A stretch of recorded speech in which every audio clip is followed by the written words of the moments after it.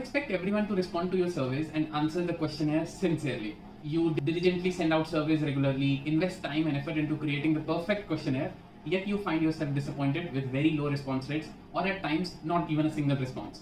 So this is Tanuj, co-founder at SurveySensum. Today we are going to talk about how you can increase your survey response rate. So there are six steps that we are speaking today.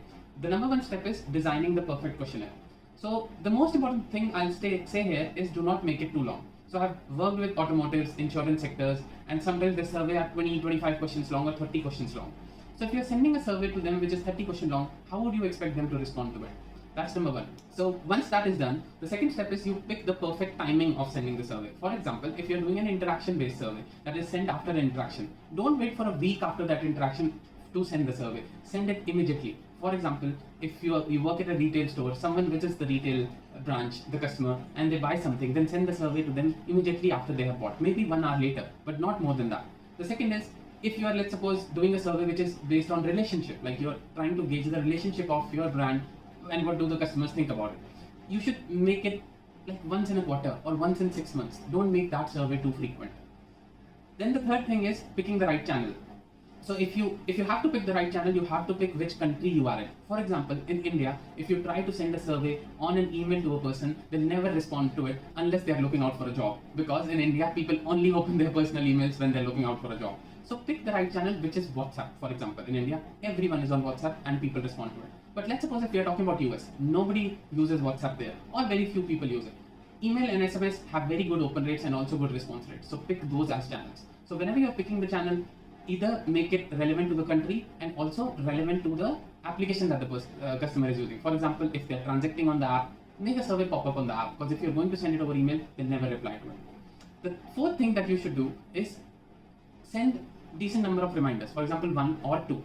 But only send reminders when you feel you have not received enough response rate. For example, a telecom company who's sending 100,000 surveys every day, receiving 5,000 to 6,000 responses, it's enough. You don't need more than that. You'll get enough responses to work on it. Do not send reminders.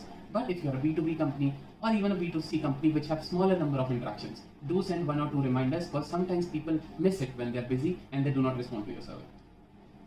The fifth thing that I would say is make your objective of the survey in the messaging very, very clear. So when you're sending an email, you let the customer know that what are you going to do on it, and definitely work on it. Keep your promises. That is very important. The other very small things are keep the subject line. I'll show in an image that what kind of subject line you can use. And also when you're sending it from the president of the company or the CEO of the company, it makes an impact. People open up those messages. So make sure you are doing it from that.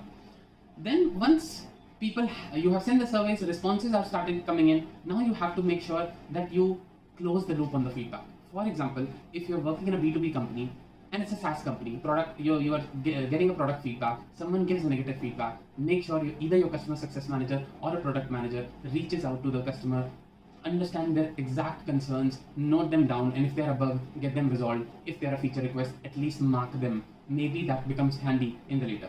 The second thing is, if you're doing in B2C and the number of customer base is huge, you cannot always call every customer or reach out to every customer in B2C because the number is huge. So what you do, you always prioritize. Pick your key segments which maybe give you the most revenue or are the absolute market fit for your product. So reaching out to only those people who are the key segments will help you at least retain them, because you will close the loop with them. Or if, let's suppose, you do not have a segment like this and you have a lot of responses coming in, and the people who are facing the most issues on a particular topic, just ask your teams to reach out for only those particular topics to only those customers, because we know you cannot close the loop with everyone.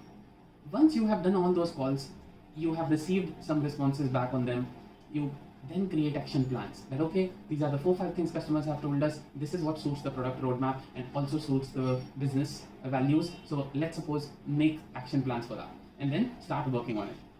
Once all the actions are taken, there is one big step which everyone misses, which is informing the customers that you have worked on that feedback. So when you have taken an action, just send a newsletter, or when you send another survey, let them know that you told us these 3 things, 1, 2, 3, and we have taken actions on 1, 2, 3. If you do all things well, your survey response rate will start increasing. Thanks a lot for listening to this video. Try it, and if you have any queries, just reach out to me. I'll be there to help you answer those. Thanks a lot. Bye.